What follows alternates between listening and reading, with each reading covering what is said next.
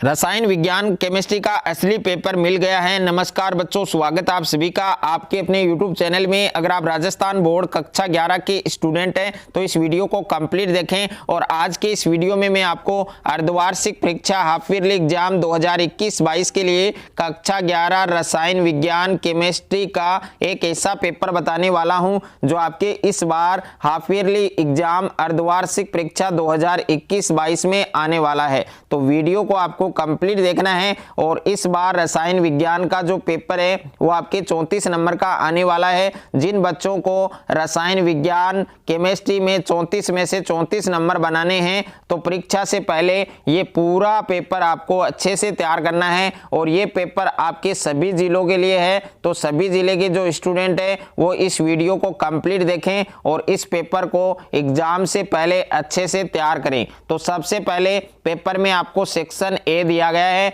और section A में question number 1 है आपके मल्टीपल चॉइस क्वेश्चन, यानी इसमें आपके ऑप्शन वाले क्वेश्चन हैं और इसमें जो ऑप्शन आपका सही है, राइट है, वो वही आपको लिखना है। तो यहाँ पर प्रश्न संख्या 1 है, यानी n बराबर 4 के लिए कितने कक्ष हैं वो संभव है, कितने कक्ष हैं, कितने ऑर्बिटल है जो पॉसिबल हैं। तो यहाँ ए ऑप्शन में 4, ब में 5, स में 9 और द में 16। तो जो भी ऑप्शन आपका राइट है वो आपको लिखना है। और सेकंड क्वेश्चन है निरूपक तत्व होते हैं।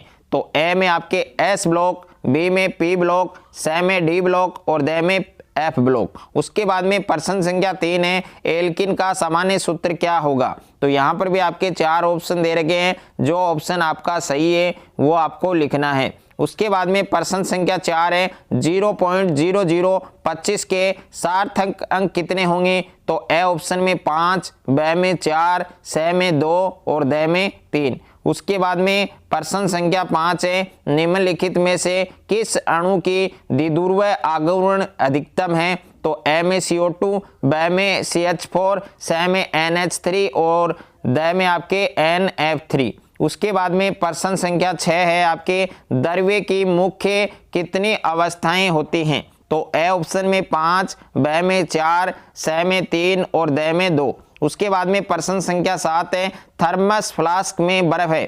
तो ए में खुला निकाय, ब में बंद निकाय, स में विलगित निकाय और द में उपरोक्त सभी। तो इसमें भी जो ऑप्शन आपका सही है वही लिखना है। और प्रश्न संख्या 8 में MnO2 में Mn का ऑक्सीकरण अंक बताना है +2, +4, +1 और 0। उसके बाद में प्रश्न संख्या 9 में आपको बताना है कि लिथियम के जो गुण हैं वो समान हैं, मैग्नीशियम के समान हैं, सोडियम के समान हैं, सोडियम और मैग्नीशियम दोनों के और O2 के यानी ऑक्सीजन गैस की। उसके बाद में प्रश्न संख्या 10 है आपके निम्नलिखित में से कौन सा नाभिक स्नेही है। तो यहाँ पर आपको 4 ऑप्शन दे रखे हैं, जो ऑप्शन आपका सही है वो लिखना है। 8 400 जी हाँ, याद कर लीजिए व्हाट्सअप नंबर, क्योंकि अब आपका मैथ्स, फिजिक्स, केमिस्ट्री, बायोलॉजी का सवाल हो, आपके हर क्वेश्चन हर डाउट का मिलेगा तुरंत सॉल्यूशन, वो भी सीधा आपके व्हाट्सअप पर। बस अपने फोन में डाउटनेट का 8 400 व्हाट्सअप नंबर सेव कर लीजिए और चैट ओपन कीजिए। फिर जो भी आपका डाउट है उस सवाल की फोटो खींचिए और उसे क्रॉप कीजिए और 5 सेकंड में उस क्वेश्चन का वीडियो सॉल्यूशन आपको मिल जाएगा। क्लास 6 से 12 IIT, JEE, NEET, CBSE board और सभी स्टेट बोर्ड के बच्चों के लिए। तो देर किस बात की, अभी जाइए और 8 400 पर अपना सवाल व्हाट्सएप कीजिए और अपने सभी डाउट को आउट कीजिए। Link description. और प्रश्न संख्या 2 है समान संबंध विखंडन को परिभाषित करें। प्रश्न संख्या 3 है C6H14 के संरचनात्मक समावयवों की संख्या कितनी होगी। और प्रश्न नंबर 4 ली सातेलिए के नियम को परिभाषित करें। प्रश्न संख्या 5 आदर्श गैस समीकरण लिखिए। प्रश्न संख्या 6 जल के अणु की आकृति कैसी होती है। और प्रश्न संख्या 7 है अवोगाद्रो संख्या का मान लिखिए। प्रश्न संख्या 8 है N+1 नियम को समझाना है। प्रश्न संख्या 9 में गैसीय अणुओं की औसत गतिज ऊर्जा के समानुपाती होती है। तो रिक्त स्थान को आपको फिलअप करना है। प्रश्न संख्या 10 है रिक्त स्थान दिया गया है, इसमें अम्लीय हाइड्रोजन उपस्थित होते हैं। प्रश्न संख्या 11 है सरलतम तृतीयक एमीन में कार्बन परमाणु की संख्या है वो कितनी होती है। उसके बाद में सेक्शन बी, और सेक्शन बी के अंदर प्रश्न संख्या 12 है सीमांत अभिकर्मक को समझाइए। अथवा में प्रश्न है निम्नलिखित के लिए मोलर द्रव्यमान ज्ञात कीजिए। पहला जल है, दूसरा कार्बन डाइऑक्साइड। और उसके बाद में प्रश्न संख्या 13 है हाइजेनबर्ग का अनिश्चितता सिद्धांत समझाना है। अथवा में प्रश्न है कि क्रोमियम 24 व कॉपर 29 के इलेक्ट्रॉनिक विन्यास आपको लिखने हैं। और प्रश्न संख्या 14 में निम्नलिखित समीकरण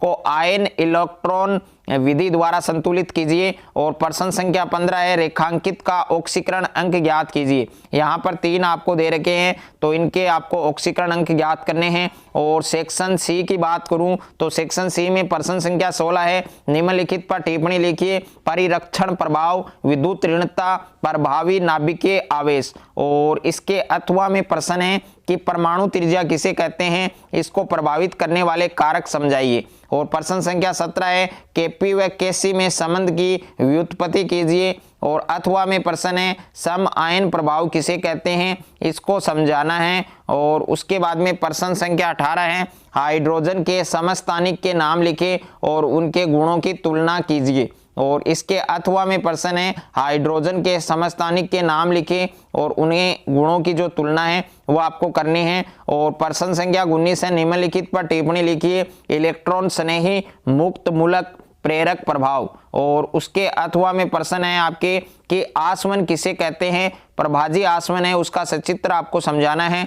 और उसके बाद में सेक्शन डी, और सेक्शन डी की हम बात करें तो इसमें प्रश्न संख्या 20 है अनुनाद से आप क्या समझते हैं। और O3 तथा CO3 की अनुनादी संरचना है वो आपको समझानी है। अथवा में प्रश्न निम्नलिखित अणुओं की संरचना को VSPER सिद्धांत के आधार पर सचित्र आपको समझाना है। प्रश्न संख्या 21 है कैलोरीमिति और कैलोरोमीटर क्या है, कैलोरोमीटर का सचित्र वर्णन कीजिए। अथवा में प्रश्न है कि उष्मागतिक निकाय पर किए गए कार्य का आपको सचित्र वर्णन करना है। तो ये पूरा पेपर आपको अच्छे से तैयार करना है। और इस बार आपके अर्धवार्षिक में रसायन विज्ञान का यही पेपर आपके आने वाला है। 34 में से 34 नंबर सभी बच्चों को लाना है। तो ये पूरा पेपर आपको अच्छे से तैयार करना है। अगर मेरा ये वीडियो आपको अच्छा लगे तो वीडियो को ज़्यादा से ज़्यादा लाइक करें, दोस्तों के साथ शेयर करें। और चैनल पर आप नए हैं तो चैनल को सब्सक्राइब कर लीजिए, साथ में नोटिफिकेशन बेल को प्रेस कर लीजिए।